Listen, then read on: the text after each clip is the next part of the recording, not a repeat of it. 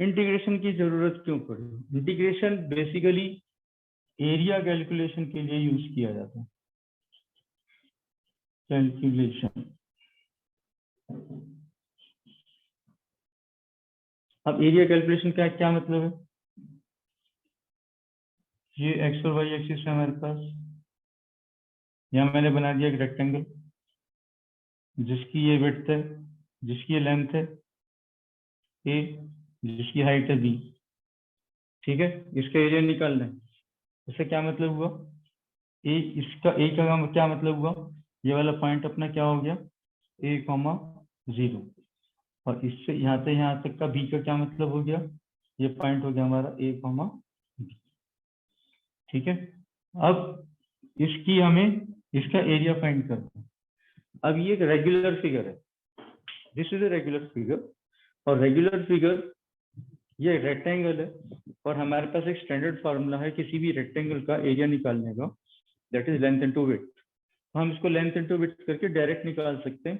तो इंटीग्रेशन से भी हम निकालेंगे तो सेम रिजल्ट आएगा, इसलिए इसमें मेहनत करने की जरूरत नहीं है, क्योंकि स्टैंडर्ड फिगर है और इसका रिजल्ट हमें पहले से पता है। ठीक है, चलो यहाँ तक ठीक है। अब यहाँ पर हम क्या करते हैं, एक कर्व बना देते हैं ऐसा।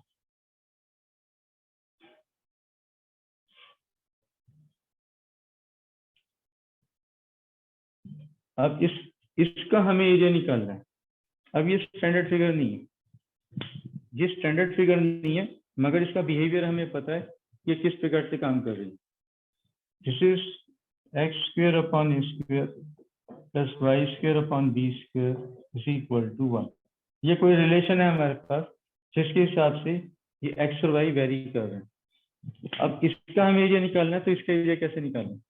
तो ऐसे जो फिगर्स हैं जो कि एकदम से नॉर्मल फिगर्स नहीं है, स्टैंडर्ड फिगर नहीं है, जिनका वेरिएशन या जिसका शेप कुछ अजीब सा है, ऐसे फिगर्स का हमें एरिया निकालने के लिए हमें जो इंटीग्रेशन है वो डायरेक्टली हेल्प करते हैं। ठीक है, अब इसका अगर हम वैसे ही एरिया निकालने लगेंगे तो हमें क्या करना पड़ेगा? हमें इसको स्ट्रिप्स में डिवाइड करना पड़ेगा। पतली पतली स्ट्रिप्स बना लेंगे और हर स्ट्रिप को फिर एक रेक्टेंगल मान के हम उसका एरिया निकाल लेंगे, और उन सबका एरिया क्या करेंगे, इकट्ठा कर देंगे, सम अप कर देंगे, तो हमें इसका पूरा एरिया मिल जाएगा। तो ये एक तरीका है एरिया निकालने का, मगर इस तरीके में मेहनत ज्यादा है, इस तरीके में मेहनत ज्यादा है। और उसमें फिर एक दिक्कत और भी है, जहाँ पे ये ढलान वाली चीज दिख रही है, यहाँ पे ये इस प्रकार से कुछ एरिया जो है, ये एरिया, ये वाला एरिया, ये एरिया, ये एरिया, ये इन्वॉल्व नहीं हो रहा होगा इसमें, ये इसमें नहीं आ रहा होगा, तो इसमें एरर आता है। ठीक है, इसलिए हम क्या करते हैं, इस मेथड को स्टैंडर्ड मेथड इंटीग्रेशन की मदद से सॉल्व करते हैं। तो जब इंटीग्रेशन की मदद से सॉल्व करते हैं तो हमें ये पता होता है कि इसको कहाँ से कहाँ तक करना है, यहाँ से यहाँ तक करना है, यहाँ से यहाँ तक करना है, इस ए से बी तक करना है। तो ये हमें पता होता है कहाँ से कहाँ तक हमें वेरिएशन के अंदर इस चीज को चेक करना है। तो चेक करने के लिए फिर हमें ये पता होता है, these are called lower limit and this is called upper limit.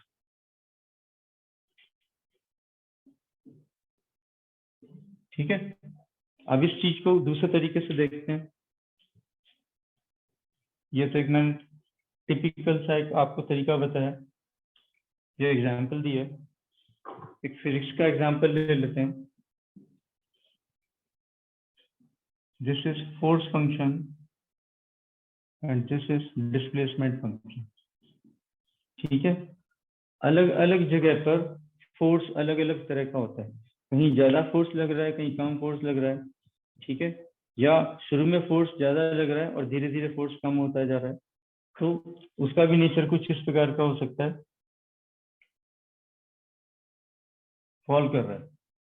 ठीक है, अब किसी ऑब्जेक्ट को आपने ए से लेके बी तक सरकाया, ए से लेके बी तक सरकाया। ठीक है, अब ए से लेके बी तक ले जाने में कितना वर्क हुआ, ए से लेकर बी तक ले जाने में कितना वर्क हुआ, और वर्क का हमें फॉर्मूला पता है, it is force into displacement, ये होता है। मगर फोर्स इनटू डिस्प्लेसमेंट वाले फार्मूले के अंदर फोर्स जो है वो कांस्टेंट होता है, उसमें वेरिएशन नहीं होता, फोर्स कांस्टेंट होता है, बराबर उतना ही फोर्स लग रहा होता है, तो हम इसको आसानी से यूज कर लेते हैं। मगर यहाँ पे वो सिचुएशन नहीं है, फोर्स जो है चेंज हो रहा है, फोर्स जो है वेरिएबल है, तो फोर्स किसी रिलेशन से या फंक्शन से कंट्रोल हो रहा है। तो इस केस में हमारे पास जो फोर्स है that is a function of displacement that is x, तो फोर्स हमें दिया गया एफ एक्स के रूप में। ठीक है, अब एफ एक्स के रूप में दिया गया तो हम क्या करते हैं, थोड़ी सी दूर का वर्क निकालते हैं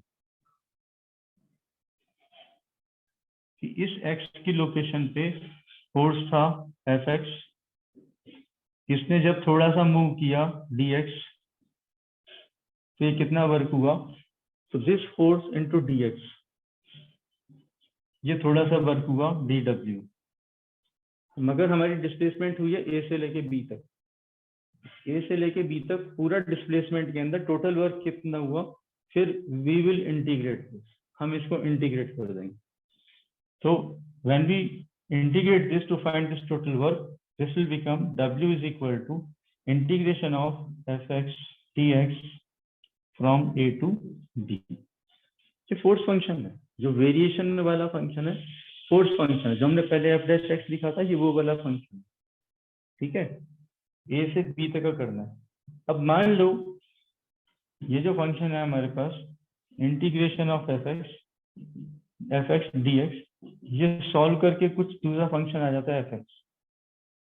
जैसे एक्स स्क्वायर को इंटीग्रेट करने से एक्स क्यूब अपॉन 3 आ जाता है, तो एक्स क्यूब अपॉन 3 वाला जो फंक्शन है वो ये एफ एक्स, ये वाला फंक्शन। ठीक है, तो ये वाला जो फंक्शन है, ये फंक्शन हमें इसको इंटीग्रेट करके आ रहा है। तो अब इसके साथ हमें कैसे काम करना है, एफ ऑफ एक्स, ये हमें इंटीग्रेट करके आ गया ये वाला फंक्शन। लिमिट्स को कैसे यूज करेंगे, अब लिमिट्स को यूज करने के लिए हम इसके ऊपर अब लिमिट लगाएंगे, इंटीग्रेट करने के बाद लिमिट लगाएंगे इसके ऊपर, और जब इसको लिमिट लगाएंगे this will be written as function of upper limit f of b minus f of a. ये गया ए से बी तक गया है, ए से बी तक, ये फाइनल है, ये initial, final minus initial, this difference will give me the total work done in displacement from A to B when a variable force Fx is acting on the body। जिस प्रकार से हम integration को use करते हैं अपनी चीजों को निकालने के लिए।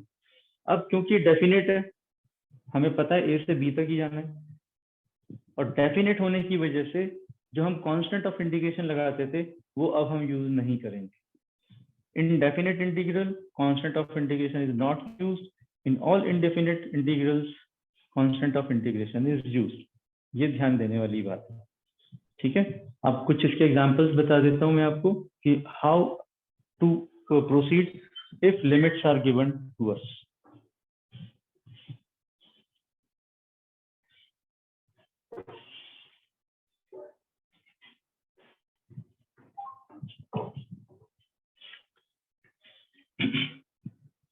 मान लो यही है x square d x from 2 to 3,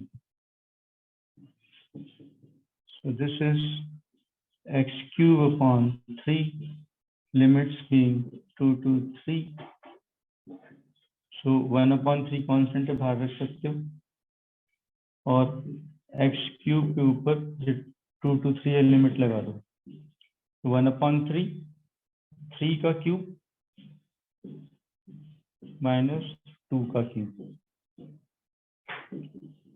so 1/3 3 का क्यूब क्या होता है 27, so this is 27 minus 2 का cube is 8 and this is 19, so this is 19/3 units, units और स्क्वायर यूनिट्स। ये आपका रिजल्ट है, इस डेफिनेट इंटीग्रेशन का ये रिजल्ट है। ए की पावर एक्स प्लस एक्स की power A plus A upon x from 1 to e, ये करना है इंटीग्रेशन। तो इसका इंटीग्रेशन कैसे करेंगे, इसको अगेन ए की पावर एक्स ये हो जाएगा a की power x upon log x, x की पावर एक हो जाएगा x की power a plus one upon a plus one, क्योंकि x की पावर n वाली स्टेट a अपॉन x, ये log x आ जाएगा इसका a log x, और लिमिट्स क्या है हमारे पास 1 to e।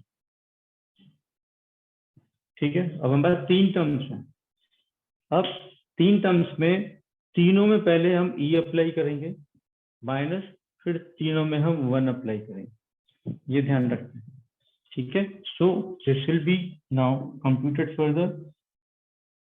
x की जगह e पुट करना, तो जब x की जगह e पुट करेंगे, सॉरी ये log a है नीचे, x की जगह e पुट करेंगे तो क्या होगा, a to the power e upon log a plus e की power a plus one upon a plus one, x की जगह e आएगा, ये ध्यान रखना, plus a log e। log e की वैल्यू क्या होती है, log e की वैल्यू होती है 1, so we will replace it by 1 in our next step। ठीक है, तो पहले हमने सारी टर्म्स के अंदर e पुट कर दिया माइनस, अब सारी टर्म्स में हमें 1 पुट करना है, तो जब x के 1 पुट करेंगे तो क्या हो जाएगा, a upon log a plus 1 की पावर कुछ भी हो वो क्या होता है, वो 1 ही होता है, so this is 1 upon a plus 1 plus a log 1। log of 1 is always 0, ये ध्यान रखना हमेशा, log of 1 is always 0, log of e, natural log of e is always 1, and common log to the base 10 वाला log of 10 common log वो हमेशा 1 होगा। ठीक है, तो इस प्रकार से इनका ध्यान रखना है आपको। नाउ अब इसको सिंप्लीफाई कर दीजिए। ठीक है, सिंप्लीफाई करने में वी विल राइट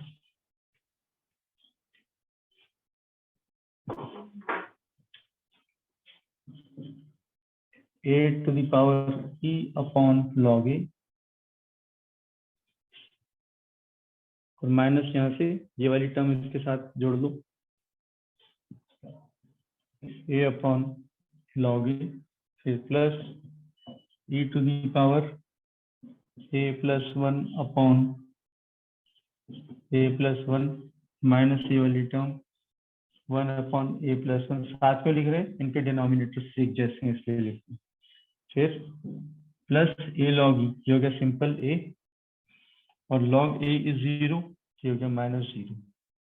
ठीक है, तो अब ये कैसे रिड्यूस हो जाएगा, this is a to the power e minus a upon log a plus e to the power a plus one minus 1 upon a plus one plus a।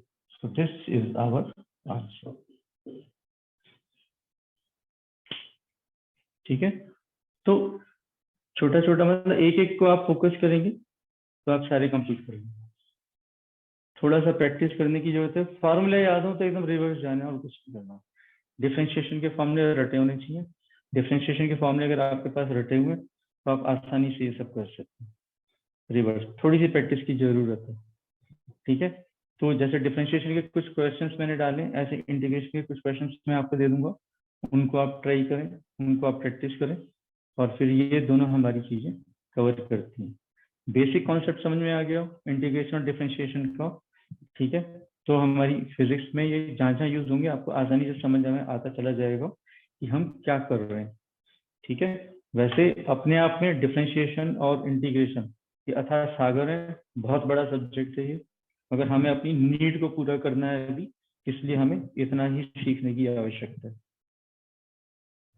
ठीक है बेटा।